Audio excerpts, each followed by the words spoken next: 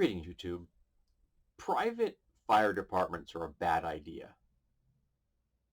Now, if I just presented you with an idea you've never encountered before, it's historical. It's not something I made up. At one time, fire departments were private, and they would compete with each other for your business. They would literally try to race to a fire to be the first one there so they could claim that they put it out and make money. And when people had fire insurance, it was with a specific company. Just like you have homeowners insurance with a specific company, or your car insurance with a specific company. Except with fires, it's a little different. If I crash my car all by myself on a road some night, no one's really in danger, except for me. But if my house catches on fire, my neighbor is really close to my building. Really close to my building. There's a driveway that separates my window from their window. So a fire here is a really big danger to them. And so maybe having a private fire department doesn't make sense, because if I don't have the money to pay for one, and so I can't afford to put the fire out here, their house could burn down. And even if they have a private fire department working for them, it still means that their house is on fire. So it occurred to people, maybe we should not do that. Maybe we should have a fire department that works for everyone. So we began to publicly fund them. At one time, ambulance services, for example, were just whatever fire department or police folks didn't have anything else to do.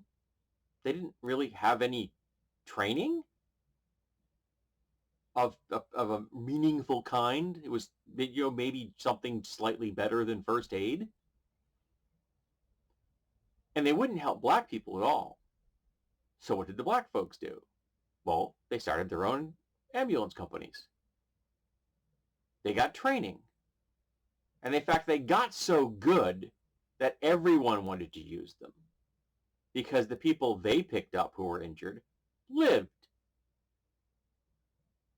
And so suddenly the white folks wanted that model, and they stole the idea and then did everything in our power to make the black ambulance companies go away.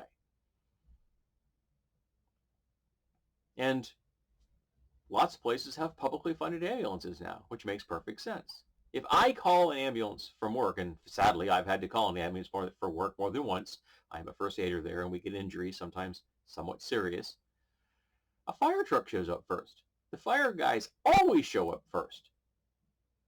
They're nearer to us. They have a station near us, as they have a station probably near you. So a fire truck shows up, and they come in and they assess the situation, they do what they can, and then eventually the EMTs arrive. Then they have a chat, they figure out what they're going to do, they patch the person up on spot, or they put them on a gurney, and they whisk them away.